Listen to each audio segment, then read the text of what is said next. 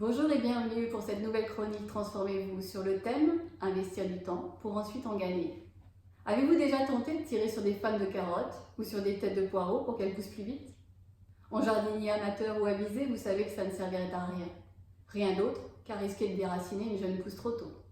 Dans la même logique, pourquoi vouloir qu'un projet de transformation porte ses fruits avant même d'avoir donné l'opportunité à chacun de comprendre la raison du changement, la direction souhaitée, ce que l'on attend d'eux, voire d'avoir donné à chacun l'opportunité d'enrichir le diagnostic de la situation, et donc la solution trouvée.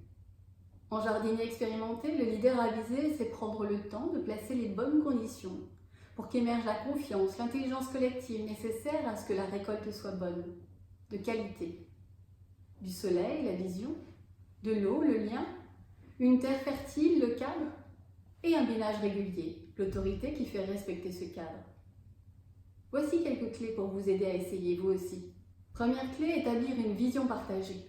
Si beaucoup pensent encore qu'avoir la vision est le signe distinctif du leader, ceux qui souhaitent avant tout le succès des transformations qu'ils engagent savent que cette vision gagne en puissance, en force motrice, dès qu'elle est co-construite et partagée par le plus grand nombre.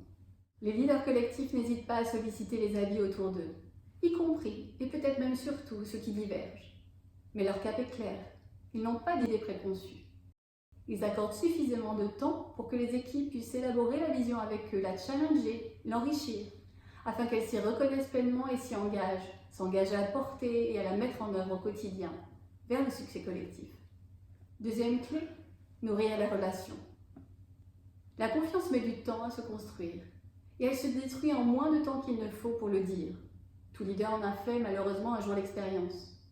Alors le leader collectif porte une attention particulière à créer des espaces-temps d'échange, formels, informels, de qualité, lors desquels tout le monde a le droit et même le devoir de partager librement son avis, ses idées et de mettre son talent au service de l'avancée du collectif. Et parce que chacun se sait écouté, entendu, pris en compte et reconnu pour ce qu'il apporte au projet, pour la valeur ajoutée qu'il amène, chacun est ainsi plus enclin à contribuer à hauteur de ce qu'il peut apporter de meilleur. Troisième clé, poser un cadre clair pour libérer l'agilité et l'innovation. Contrairement à certaines idées reçues, un cadre clair est loin d'enfermer. C'est même la condition sine qua non pour que chacun puisse collaborer efficacement. En s'assurant régulièrement que chacun sait ce qui est recherché, comment les différents acteurs interagissent entre eux, ce qui est attendu d'eux, ce qu'ils peuvent attendre des autres, à quel horizon de temps et avec quel investissement préalable, etc. Le leader limite ainsi les malentendus et les enjeux de territoire, les enjeux d'ego. Il installe les conditions d'une collaboration fructueuse. Ces trois actes forts sont le sceau des leaders qui assoient leur autorité sur la confiance et la responsabilisation, avec exigence et bienveillance. Choisissez-vous aussi d'investir consciemment du temps en amont pour bâtir les conditions d'une transformation réussie et gagner en pertinence, en impact et en capacité de mobiliser tous vos acteurs. ROI garanti.